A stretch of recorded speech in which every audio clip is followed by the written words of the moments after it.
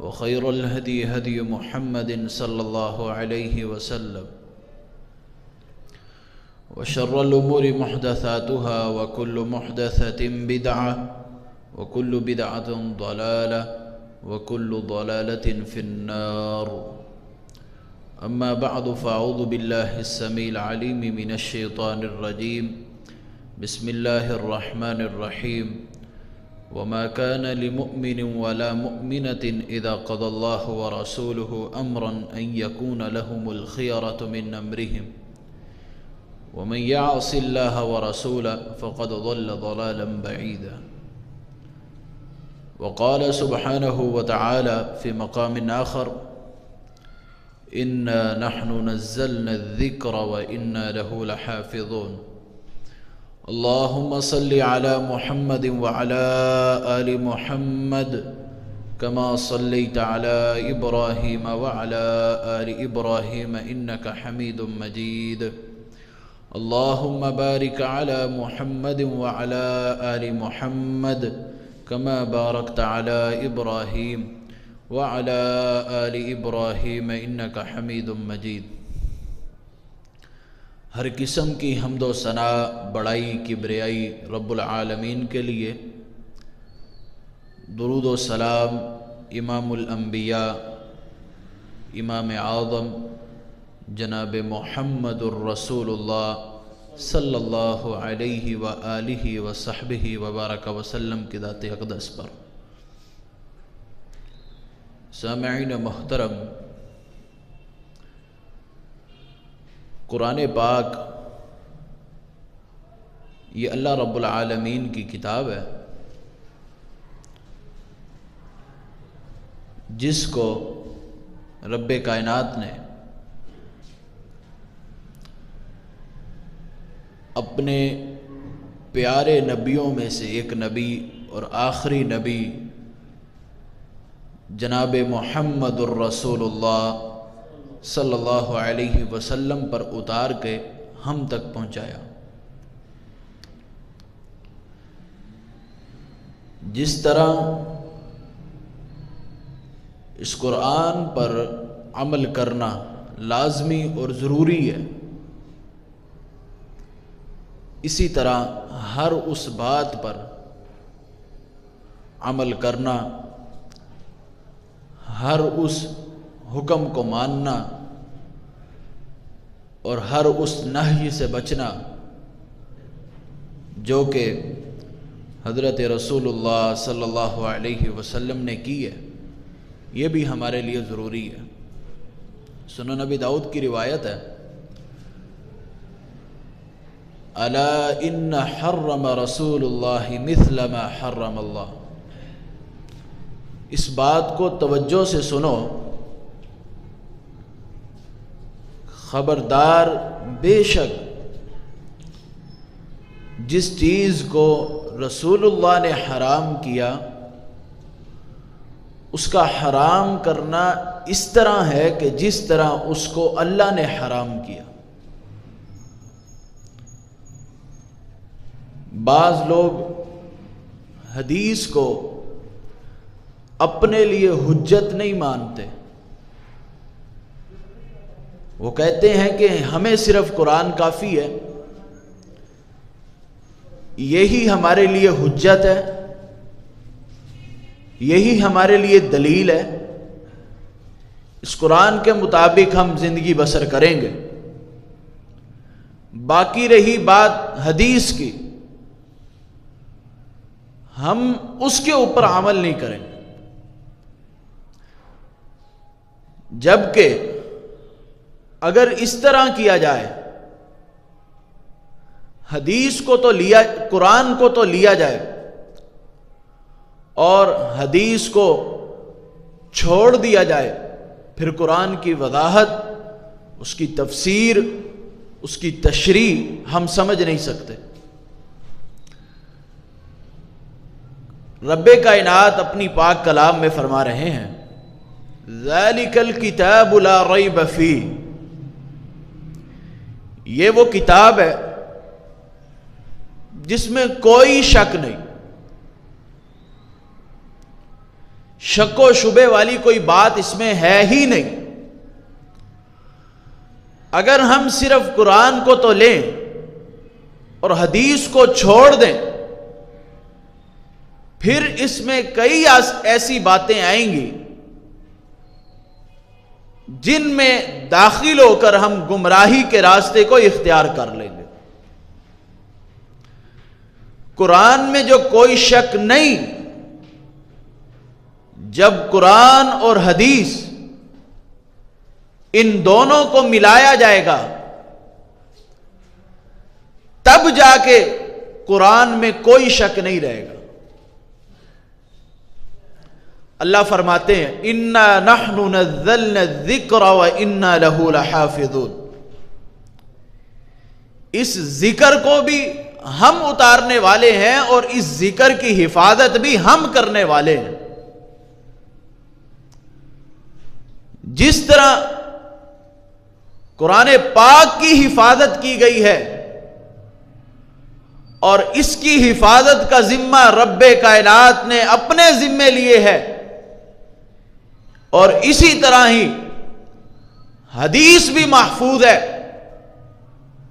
جو اقوال، جو افعال رسول اکرم صلی اللہ علیہ وسلم کے تھے، آج ہو بہو اسی طرح ہی محفوظ ہے۔ ان لفظوں کے بیان کرنے میں بھی راویوں نے کوئی غلطی نہیں کی۔ عبداللہ بن مسعود رضی اللہ تعالی عنہ، صحیح مسلم کی ایک روایت ہے، فرمانے لگے لعن رسول اللہ صلی اللہ علیہ وسلم آکل الربا وموکلہ، کہ رسول اکرم صلی اللہ علیہ وسلم نے سود کھانے والے اور سود کھلانے والے پر لعنت کی ہے۔ درمیان میں ایک شخص کھڑا ہوا، اس نے کہا وَكَاتِبَيْهِ وَشَاهِدَيْهِ، صرف لکھنے والے صرف سود کھانے اور کھلانے والے پر لعنت نہیں کی، بلکہ اس پر بھی لعنت کی ہے جو اس پر گواہ بنتا ہے اور جو اس معاملے کو لکھتا ہے۔ تو عبداللہ بن مسعود رضی اللہ تعالی عنہما جواب دیتے ہیں، کہتے ہیں کہ میں وہی کچھ بیان کروں گا جو میں نے اللہ کے رسول سے سنا ہے۔ کاتب ہے اور شاہد ہے کے الفاظ دوسری حدیث میں، وہ بھی صحیح مسلم میں آئے ہیں، لیکن ان کی حدیث کو بیان کرنے میں احتیاط اتنی ہے، فرماتے ہیں جو میں نے اللہ کے رسول کی زبان سے سنا ہے وہ صرف میں نے 2 لفظ سنے ہیں، اس کے علاوہ میں نے اور کچھ نہیں سنا۔ دوسری حدیث مکمل آتی ہے جس میں کاتب ہے اور شاہد ہے کے الفاظ بھی ہیں، لیکن عبداللہ بن مسعود کا یہ احتیاط ہے کہ جو میں نے نبی سے سنا میں نے وہی بیان کرنا ہے۔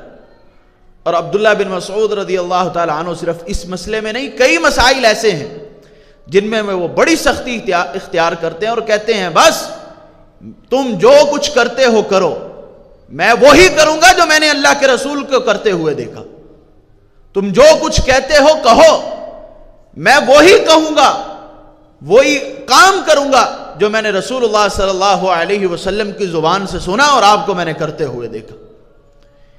جس طرح رب کائنات نے قرآن پاک کو محفوظ کیا، اسی طرح حدیث کو بھی محفوظ کیا۔ حدیث کو محفوظ کرنے میں پھر محدثین نے بڑے ضابطے بنائے کہ ایک راوی اگر جھوٹ بولتا ہے یا اس کے اوپر جھوٹ کی تہمت لگائی گئی ہے یا اس سے کوئی ایسی بات ثابت ہوتی ہے جس سے وہ اپنے سے ثقہ راوی کی مخالفت کرتا ہے تو اس کی حدیث کی صحت کے درجے میں کمی آ جاتی ہے، اور بعد پھر اس حد تک چلی جاتی ہیں کہ محدثین ان کو ضعیف کہہ دیتے ہیں۔ راوی وہ قبول کرتے ہیں جو عادل ہو، تام الضبط ہو، جس کا حافظہ قوی ہو، جو ہمیشہ سچ بولتا ہو۔ ایسے راویوں کو قبول کر کے انہوں نے ایسے لوگوں کی حدیثوں کو لیا۔ اس سے بڑھ کے کیا احتیاط ہو سکتی ہے کہ محدثین نے اس بندے کی حدیثوں کو لیا جس نے اپنی زندگی میں کبھی کوئی غلطی کی نہیں۔ یہ ان کی احتیاط ہے، اور یہی اللہ رب کائنات کی قرآن اور حدیث کو محفوظ کرنے کی دلیل ہے۔ صحابی اسی طرح بیان کرتے ہیں کہ جس طرح انہوں نے رسول اکرم صلی اللہ علیہ وسلم کو دیکھا۔ جس طرح قرآن محفوظ ہے اسی طرح حدیث محفوظ ہے۔ اگر کوئی قرآن کو تو لے لیکن حدیث کو چھوڑ دے وہ بندہ گمراہی کے راستے پہ ہے۔ رسول اکرم صلی اللہ علیہ وسلم نے ارشاد فرمایا، ترکت فیکم امرین لن تضلوا ما تمسکتم بہما کتاب اللہ و سنت رسولہ۔ میں تم میں دو چیزیں چھوڑ کے جا رہا ہوں، ایک اللہ کی کتاب ہے اور دوسری اس کے رسول کی سنت ہے۔ جب تک ان دو چیزوں کو تھامے رکھو گے کبھی بھی تم گمراہ نہیں ہوگے۔ لن تضلوا ما تمسکتم بہما،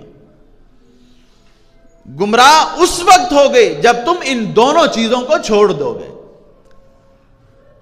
اور اسی طرح اللہ رب کائنات فرماتے ہیں، وَمَا كَانَ لِمُؤْمِنٍ وَلَا مُؤْمِنَةٍ، کسی مومن مرد کے لیے اور کسی مومن عورت کے لیے یہ لائق نہیں، اِذَا قَضَى اللَّهُ وَرَسُولُهُ أَمْرًا أَن يَكُونَ لَهُمُ الْخِيَرَةُ مِنْ أَمْرِهِمْ، جب اللہ اور اس کا رسول کسی معاملے کے حوالے سے کوئی فیصلہ دے دیں، آپ کے اللہ کے اور اللہ کے رسول کے فیصلے کے آ جانے کے بعد وہ اگر اس میں کوئی اختیار تلاش کرتے ہیں، فرمایا کہ کوئی مومن اور کوئی مومن عورت اور کوئی مومن مرد اس کو یہ زیب نہیں دیتا کہ نبی کے اور اللہ کے فیصلے کے آ جانے کے بعد کوئی اختیار تلاش کرے۔ وَمَن يَعْصِ اللَّهَ وَرَسُولَهُ فَقَدْ ضَلَّ ضَلَالًا بَعِيدًا، جو اللہ اور اس کے رسول کی نافرمانی کرتا ہے وہ بندہ دور کی گمراہی میں ہے۔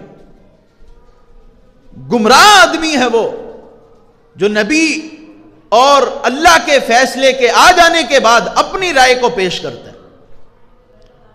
اور اسی طرح سورہ نساء میں اللہ فرماتے ہیں، وَمَن يُشَاقِقِ الرَّسُولَ مِن بَعْدِ مَا تَبَيَّنَ لَهُ الْهُدَى، جو رسول کی مخالفت کرتا ہے اس کے بعد کہ اس کے سامنے ہدایت واضح ہو گئی، سیدھا رستہ اس کے سامنے آ گیا، وَيَتَّبِعْ غَيْرَ سَبِيلِ الْمُؤْمِنِينَ، سیدھے رستے کے آ جانے کے بعد، مسئلے کا علم ہو جانے کے بعد وہ مومنوں کے راستے کے علاوہ کی پیروی کرتا ہے۔ یتبع غیر سبیل المؤمنین، یا مومنین سے مراد صحابہ کرام ہے، کیونکہ انہوں نے اپنی ساری زندگی اللہ اور اس کے رسول کی اتباع میں گزاری ہے، آپ کی فرما برداری میں گزاری ہے۔ جو یہ کام کرتا ہے کہ ہدایت کا پتہ چل جانے کے بعد، مسئلہ کے سمجھ آ جانے کے بعد اللہ اور اس کے رسول کی مخالفت کرتا ہے، اللہ فرماتے ہیں نُوَلِّهِ مَا تَوَلَّى وَنُصْلِهِ جہنم، وہ جس طرف جاتا ہے ہم اس کو ڈھیل دیتے ہیں، جہاں جاتا ہے جائے مرے، لیکن قیامت کا دن اس کا حشر یہ ہوگا وَنُصْلِهِ جہنم، ہم اس کو جہنم میں داخل کریں گے، اور وہ بڑا ہی برا ٹھکانہ ہے۔ نسلی کا ایک معنی یہ ہوتا ہے داخل کرنا، اور دوسرا معنی یہ ہوتا ہے شویتہ بالنار، گوشت کو آگ پر بھوننا۔ اللہ یہ فرما رہے ہیں کہ ایسے بندے کو ہم قیامت کے دن آگ میں بھونیں گے۔ یہ کون ہے؟ جو اللہ اور اس کے رسول کی دنیا میں مخالفت کرتا ہے، جس نے کہا کہ مجھے صرف قرآن کافی ہے، میں نے نبی کی بات کو نہیں ماننا۔ جبکہ کئی ایسے مسائل ہیں جن میں اگر ہم قرآن کو لیں اور حدیث کو چھوڑیں پھر ہمیں مسئلہ سمجھ نہیں آتا۔ قرآن میں اللہ فرماتے ہیں اسلام کی بنیادی چیزوں میں سے 5 بنیادی چیزیں ہیں، پہلے عقیدہ توحید اور رسالت کا اقرار، پھر نماز، پھر روزہ، پھر زکوٰۃ، اور جس پر استطاعت ہے پھر وہ حج کرے۔ یہ 5 بنیادی چیزیں ہیں۔ ان 5 بنیادی چیزوں کا حکم تو قرآن میں ہے، لیکن ان کی وضاحت اگر ملتی ہے تو حدیث سے ملتی ہے۔ اللہ رب کائنات پاک کلام میں ارشاد فرماتے ہیں اقیموا الصلاۃ وآتوا الزکاۃ وَأَطِیعُوا الرَّسُولَ لَعَلَّکُمْ تُرْحَمُونَ۔ سورہ نور میں اللہ فرماتے ہیں نماز قائم کرو اور زکوٰۃ ادا کرو اور رسول کی اطاعت کرو۔ نماز کی اقامت میں اور زکوٰۃ کی ادائیگی میں اگر تمہارے لیے کوئی آئیڈیل ہے اور کوئی نمونہ ہے، اطیعوا الرسول، وہ رسول ہے، اس کی اطاعت میں تمہیں کچھ ملے گا، تمہیں پتہ چلے گا نماز کیسے پڑھنی ہے۔ نماز میں اللہ نے حکم دے دیا، قرآن میں حکم آ گیا کہ نماز پڑھو، لیکن اس نماز کو پڑھنا کس طرح ہے، سجدہ کس طرح کرنا ہے، یہ اگر ملے گا تو حدیث سے ملے گا۔ آپ نے فرمایا امرت ان اسجد علی سبعۃ اعظم، مجھے حکم دیا گیا کہ میں 7 ہڈیوں پر سجدہ کروں۔ سجدہ کرنے کا طریقہ کار کیا ہے وہ اگر بتایا تو رسول اکرم صلی اللہ علیہ وسلم نے بتایا۔ پورے قرآن میں کہیں نہیں ملے گا، قرآن میں حکم تو آیا کہ سجدہ کرو، لیکن سجدہ کرنا کس طرح ہے یہ کہیں نہیں ملے گا۔ یہ اگر ملے گا تو نبی اکرم صلی اللہ علیہ وسلم کی بات سے ملے گا۔ آپ نے 20 صحابہ اکرام کو ارشاد فرمایا تھا سلو کما رأیتمونی اصلی، نماز اس طرح پڑھنا جس طرح تم نے مجھے نماز پڑھتے ہوئے دیکھا۔ قرآن میں حکم آ گیا فاسجدوا للہ وعبدوا، سجدہ اللہ کے لیے کرو، لیکن سجدہ کرنا کیسے ہے یہ اگر کوئی بتائے گا تو محمد مصطفیٰ صلی اللہ علیہ وسلم بتائیں گے۔ قرآن میں آیا کہ رکوع کرو وارکعوا مع الراکعین۔ اس آیت سے بعض لوگ یہ بھی استدلال کرتے ہیں کہ جماعت کے ساتھ نماز پڑھنا ضروری ہے، باقی احادیث میں بھی آتا ہے، ہم صرف لفظوں پر غور کرتے ہیں۔ قرآن میں آیا رکوع کرو، لیکن وہ رکوع کرنا کس طرح ہے، اللہ کے سامنے رکوع کی حالت میں جھکنا کس طرح ہے، کمر کو رکھنا کس طرح ہے، ہاتھوں کو رکوع کی حالت میں کہاں رکھنا ہے، یہ سب اگر ملے گا تو نبی کی بات سے ملے گا۔ پورے قرآن میں رکوع کیسے کرنا ہے اس کا ذکر نہیں۔ اسی طرح اللہ رب العزت قیام کا بھی حکم دیتے ہیں، قرآن میں موجود ہے، لیکن اس قیام کی حالت کیا ہے، اس قیام میں پڑھنا کیا ہے، اس میں تلاوت کیا کرنی ہے، وہ اگر بتائے گی تو حدیث بتائے گی۔ سجدے کا حکم آیا سجدہ کرنا اور اس سجدے میں دعا کون سی پڑھنی ہے یہ بھی اگر بتائے گی تو حدیث بتائے گی۔ رکوع کے اندر دعا کیا پڑھنی ہے یہ بھی اگر بتائے گی تو حدیث بتائے گی۔ اگر ہم صرف قرآن کو لے لیتے ہیں اور حدیث کو چھوڑ دیتے ہیں پھر تو ہماری نماز ہی ناقص ہے، ہمیں پتہ ہی نہیں ہے کہ ہم نے نماز کیسے پڑھنی ہے۔ پھر اللہ فرماتے ہیں زکوٰۃ کی ادائیگی کرو۔ اب زکوٰۃ کون بندہ دے، کس وقت دے، کتنے مال پر دے، کس کس مال پر دے، یہ تمام طریقہ کار، یہ تمام نصاب اگر ہمیں ملے گا تو حدیث سے ملے گا۔ قرآن میں صرف اتنا کہہ دیا گیا زکوٰۃ ادا کرو، لیکن وہ زکوٰۃ ادا کیسے کرنی ہے، کون کون بندہ ادا کرے گا، کتنے کتنے مال پہ ادا کرے گا، کس کس چیز پہ ادا کرے گا، یہ سب بتائے گی تو حدیث بتائے گی۔ اگر حدیث کو چھوڑتے ہیں تو پھر ہمارا ایمان بھی مکمل نہیں ہے اور ہم گمراہی کے راستے پہ۔ قرآن میں اللہ نے حکم دیا روزہ رکھو، جو شخص رمضان کا مہینہ پا لیتا ہے فلیصم، اس کو چاہیے کہ روزہ رکھے۔ اور اسی طرح فرمایا کتب علیکم الصیام، روزے تم پر فرض کر دیے گئے، لیکن اس روزے کی کیفیت کیا ہے، کب سے شروع کرنا ہے اور کب تک کھانا ہے، کب تک بھوکا رہنا ہے اور کس وقت میں کھانا ہے، اس روزے کی حالت میں کن کن باتوں سے بچنا ہے، اس روزے میں کیا کیا کام کرنے کیا کیا نہیں کرنے، یہ سب اگر پتا چلے گا تو حدیث سے پتا چلے گا۔ قرآن میں آیا وَكُلُوا وَاشْرَبُوا حَتَّى يَتَبَيَّنَ لَكُمُ الْخَيْطُ الْأَبْيَضُ مِنَ الْخَيْطِ الْأَسْوَدِ مِنَ الْفَجْرِ، تم کھاؤ پیو حَتَّى يَتَبَيَّنَ لَكُمُ الْخَيْطُ الْأَبْيَضُ، حتیٰ کہ تمہارے لیے سفید دھاگا کالے دھاگے سے واضح ہو جائے۔ جب فجر ہو اور سفید دھاگا کالے دھاگے سے واضح ہو جائے اس وقت تک کھاؤ پیو، جیسے سفید دھاگا واضح ہو اس کے بعد تم نے کھانا چھوڑ دینا۔ صحابی نے یہ آیت سنی اور اس نے اپنے تکیے کے ساتھ 2 دھاگے رکھ لیے، ایک سفید اور ایک کالا۔ اب وہ دیکھ رہا ہے کہ یہ مجھے جب سفید دھاگا نظر آئے گا تب میں کھانا چھوڑوں گا، تب میرا روزہ شروع ہوگا۔ وہ پتہ چلا وہ تو صبح اچھی خاصی روشنی نکل آئی تب جا کے اس کو سفید دھاگا نظر آیا۔ وہ آ کے اللہ کے رسول کی خدمت میں حاضر ہوا، اللہ کے رسول میں نے تو ایسے کیا۔ آپ نے فرمایا اس کا مطلب یہ نہیں جو تو سمجھ رہا، اس کا مطلب یہ ہے کہ سفید دھاگا جب کالے دھاگے سے نکلے، یعنی رات کی اندھیریوں سے جب صبح صادق کا وقت ہوتا ہے، صبح کا آغاز ہوتا ہے، تو ایک طرف سے سیدھ میں پہلے ایک روشنی نکلتی ہے اور پھر وہ پھیل جاتی ہے۔ جب وہ پھیلتی ہے، وہ واضح ہو جائے، تب جا کے تم نے کھانا پینا چھوڑنا ہے۔ اس کا مراد یہ ہے۔ اور تو کیا سمجھ بیٹھا ہے؟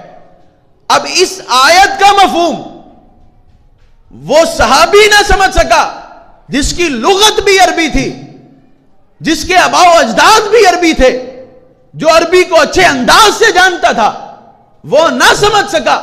اس کو اگر فہم ملا، سمجھ ملی، تو رسول اکرم صلی اللہ علیہ وسلم کی خدمت میں آ کر ملی۔ جب قرآن کو اکیلا لے لیا جائے تو اس طرح بندہ سیدھے راستے پر نہیں چل سکتا۔ جب قرآن اور حدیث دونوں کو ملایا جائے گا تب ہی بندہ درست راہ پر ہوگا۔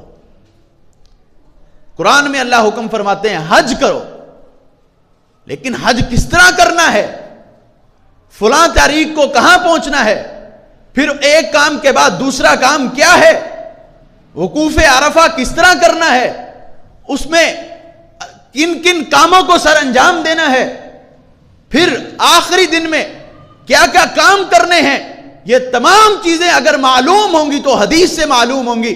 قرآن میں اللہ نے صرف اتنا کہا کہ تم حج کرو۔ اس کے علاوہ اور بھی مزید دلائل ہیں جو اس عنوان پر دیے جا سکتے ہیں کہ قرآن اگر سمجھ آئے گا تو حدیث کے ذریعے سمجھ آئے گا۔ اگر کوئی صرف قرآن کو مانتا ہے اور حدیث کو چھوڑتا ہے، وہ بندہ گمراہی کے راستے پہ ہے۔ رسول اکرم صلی اللہ علیہ وسلم کا جو حکم ہے، وہ حکم اللہ نے اس کو اپنا حکم کہا، اور اس کی دلیل بھی ہمیں قرآن سے ملتی۔ جب بنو نذیر پر، جو کہ یہودیوں کا قبیلہ ہے، اس پر حملہ کرنے کے لیے جب مسلمان گئے، راستے میں ان کے کھجور کے عمدہ کھجوروں کے درخت تھے۔ آپ علیہ الصلاۃ والسلام نے حکم دیا، میرے ساتھیوں ان درختوں کو کاٹ دو۔ کچھ درخت کاٹے گئے تاکہ راستہ آسان ہو جائے، اور کچھ کو چھوڑ دیا گیا، جو تکلیف راستے میں مشکل پیدا نہیں کر رہے تھے ان کو چھوڑ دیا گیا۔ ان یہودیوں نے اعتراض شروع کر دیا کہ یہ عجیب قسم کا عمل لا رہے ہیں، ہماری عمدہ کھجوریں کاٹ دی ہیں، ہمارا اتنا نقصان کر دیے، ہمیں تکلیف پہنچا رہے ہیں۔ صحابہ کرام پریشان ہو گئے، بات تو ان کی ٹھیک لگتی ہے کہ ہم یہ درخت کاٹ رہے ہیں، ان کو اس سے نقصان پہنچ رہا ہے۔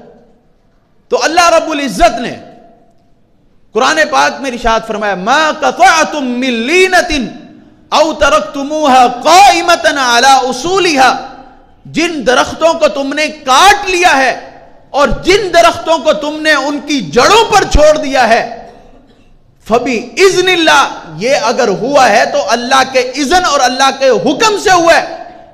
یہ جو کام تم نے کیے، کچھ درخت چھوڑ دیے اور کچھ کاٹ دیے، گھبراؤ نہیں، اس میں اللہ کا حکم تھا۔ اب پورے قرآن میں کہیں یہ نہیں ہے کہ اللہ نے حکم دیا ہو، کوئی آیت اتری ہو، اللہ نے فرمایا ہو کہ فلاں درخت کو کاٹ دیا جائے اور فلاں کو چھوڑ دیا جائے۔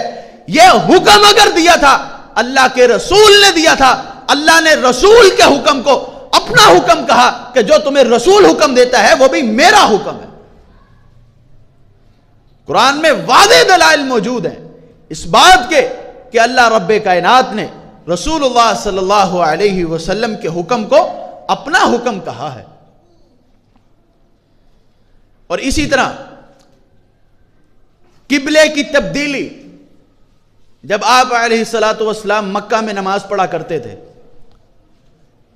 بیت اللہ اور بیت المقدس اس صورت میں ایک ہی سمت میں ہیں، اس وقت بھی رخ بیت المقدس کی طرف کیا کرتے تھے، لیکن وہ ایک ہی سمت میں ہوا کرتا تھا، بیت اللہ اور بیت المقدس کی ایک سمت تھی، ایک ہی طرف تھے۔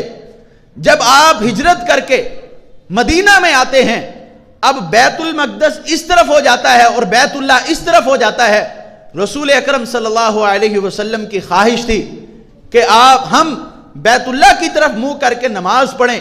جو 12-13 مہینے یا 16 مہینے، تعداد میرے ذہن سے نکل رہی ہے، جو رسول اکرم صلی اللہ علیہ وسلم نے مدینہ میں آ کر جب ہجرت کر کے مدینہ میں پہنچے اور بیت المقدس کی طرف رک کر کے نماز پڑھی، آپ نے اپنے اصحاب کو حکم دیا تھا، اور پھر اللہ نے رسول اکرم صلی اللہ علیہ وسلم کی خواہش کو قبول فرمایا اور قرآن پاک میں حکم نازل فرمایا کہ آپ بیت اللہ کی طرف رک کر کے نماز پڑھیں۔ اللہ فرماتے ہیں وَمَا جَعَلْنَا الْقِبْلَةَ الَّتِي كُنْتَ عَلَيْهَا إِلَّا لِنَعْلَمَ مَن يَتَّبِعُ الرَّسُولَ مِمَّن يَنْقَلِبُ عَلَىٰ عَقِبَيْهِ وَمَا جَعَلْنَا الْقِبْلَةَ الَّتِي كُنْتَ عَلَيْهَا، جس قبلے پر آپ پہلے تھے اس کو بھی ہم نے ہی آپ کے لیے قبلہ بنایا تھا۔ اب پورے قرآن میں کہیں نہیں ہے کہ جب آپ علیہ السلام مکہ سے مدینہ کی طرف ہجرت کر کے گئے ہو اور اللہ نے قرآن میں کوئی آیت نازل کی ہو کہ اے نبی بیت المقدس کی طرف رک کر کے نماز پڑھو۔ اللہ رب العزت نے نبی اکرم صلی اللہ علیہ وسلم کا یہ حکم اپنا کہا اور فرمایا وَمَا جَعَلْنَا الْقِبْلَةَ الَّتِي كُنْتَ عَلَيْهَا، آپ جس قبلے پر تھے وہ قبلہ ہم نے ہی آپ کے لیے بنایا تھا۔ اللہ نے رسول اللہ صلی اللہ علیہ وسلم کا لوگوں کو حکم دینا مدینہ میں آ کر بیت المقدس کی طرف رک کر کے نماز پڑھو، اللہ نے اس حکم کو بھی اپنا حکم کہا کہ یہ آپ کی طرف سے نہیں تھا، بیت المقدس کی طرف رک کر کے نماز پڑھنا یہ ہماری طرف سے تھا۔ اگر کوئی صرف قرآن پر ایمان رکھتا ہے اور حدیث کو چھوڑتا ہے، وہ پورے قرآن میں سے کوئی ایک آیت پیش کرے جس میں اللہ نے حکم دیا ہو کہ جب رسول اکرم مدینہ کی طرف ہجرت کر کے گئے اللہ کا حکم اترا ہو کہ اب بیت المقدس کی طرف رک کر کے نماز پڑھو۔ اللہ پھر حکمت بتاتے ہیں کہ میں نے ایسا کیوں کیا کہ آپ وہاں پر بیت المقدس کی طرف رک کر کے نماز پڑھتے رہے۔ إِلَّا لِنَعْلَمَ مَن يَتَّبِعُ الرَّسُولَ مِمَّن يَنْقَلِبُ عَلَىٰ عَقِبَيْهِ، بیت المقدس کی طرف رک کر کے جو آپ نے کچھ ماہ نماز پڑھی ہے اس کا مقصد یہ تھا تاکہ میں جانوں مَن يَتَّبِعُ الرَّسُولَ، کون رسول کی اتباع کرتا ہے، وَمَن يَنْقَلِبُ عَلَىٰ عَقِبَيْهِ، اور کون اپنی ایڑیوں کے بل واپس پھر جاتا ہے۔ میں نے یہ دیکھنا تھا کہ کون آپ کی اتباع کرتا ہے، اس وجہ سے میں نے یہ حکم دیا۔ اور یہاں اللہ نے رسول اکرم صلی اللہ علیہ وسلم کا لوگوں کو حکم دینا کہ بیت المقدس کی طرف رک کر کے نماز پڑھو، اللہ نے اس کو اپنا حکم کہا۔ قرآن پاک کے اندر متعدد دلائل موجود ہیں جو اس بات کی وضاحت کرتے ہیں کہ اللہ کا جو حکم ہے وہ رسول کا حکم ہے۔ رسول اگر کسی بات کا حکم دے رہا ہے، کسی بات کا کہہ رہا ہے، وہ اپنی طرف سے نہیں کہہ رہا، وہ اللہ کا حکم ہے۔ ان ہوا الا وحی یوحا، وہ جو بھی تمہیں کہتا ہے وہ اللہ کی طرف سے وحی ہوتی ہے جو اس پر کی جاتی ہے۔ پورے قرآن پاک میں کہیں بھی یہ نہیں آیا کہ تم نے درندے نہیں کھانے، تم نے شیر نہیں کھانا، چیتا نہیں کھانا، تم نے اس طرح اور ایسے جنگلی جانور جن کے نیش والے دانت ہیں وہ تم نے نہیں کھانے، پورے قرآن میں یہ کہیں نہیں آیا۔ یہ بات اگر ہمیں ملے گی تو حدیث سے ملے گی۔ آپ علیہ السلام نے ایک فارمولہ بتا دیا،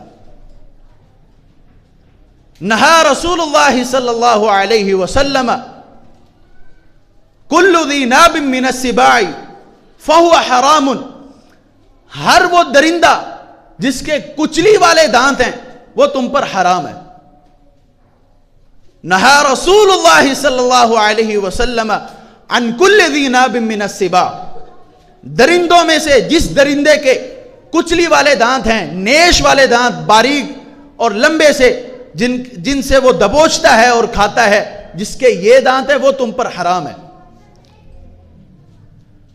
اب ایک فارمولہ اللہ کے رسول نے ہمیں بتایا جس پر عمل کرتے ہوئے، جس کو مد نظر رکھتے ہوئے، شیر جو ہے وہ بھی اسی میں آتا ہے، چیتا بھی اسی میں آتا ہے، اور دیگر جانور جن کے یہ کچلی والے دانت ہیں اور نوکدار لمبے وہ اسی فہرست میں آئے اور وہ ہم پر حرام ہو گئے۔ اگر ہم قرآن کو لیں اور حدیث کو چھوڑیں، اور جو حدیث کے منکر ہیں، حدیث کو چھوڑنے والے ہیں، اگر وہ ایسے ہی ہیں حدیث کے انکاری ہیں تو پھر ان کو یہ سارے درندے کھانے چاہیے. اگر حدیث کو بھی مانتے ہیں, قرآن پر بھی ایمان ہے, پھر ہمارے لیے یہ جانور حرام ہے. اگر ہم صرف قرآن کو لیں اور حدیث کو نہ لیں, پھر ہمیں اور بھی کئی ایسی چیزیں کھانی پڑیں گی. پورے قرآن پاک میں گدھے کی حرمت کہیں نہیں اتری. گدھے کو اگر حرام کیا, رسول اکرم صلی اللہ علیہ وسلم نے خیبر کے موقع پر حکم ارشاد فرمایا تھا. ابو طلحہ انصاری کو بلایا, فرمایا ابو طلحہ جاؤ لوگوں میں جا کر اعلان کر دو, ان اللہ ورسولہ ینہیانکم عن اللحوم الحمر الاہلیہ, اللہ اور اس کا رسول تمہیں گدھے کے گوشت کے کھانے سے منع فرماتا ہے. اگر کوئی حدیث کا انکار کرنے والا ہے اور صرف قرآن پہ ایمان لاتا ہے, پھر میں اس کو کہتا ہوں کہ وہ اس کھوتے کا گوشت بھی کھائے. کیوں؟ اس نے نبی کی بات کو نہیں مانا.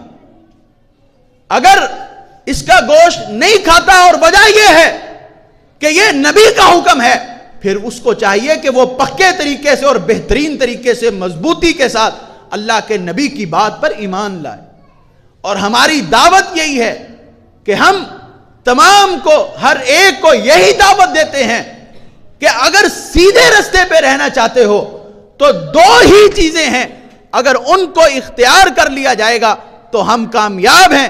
ایک اللہ کی کتاب ہے, دوسری اس کے نبی کی سنت ہے. جب ہم ان دونوں چیزوں کو تھامے رکھیں گے ہم کامیاب و کامران ہیں. رب کائنات سے دعا ہے کہ وہ ہم سب کو قرآن و سنت کو مضبوطی کے ساتھ تھامنے کی توفیق عطا فرمائے.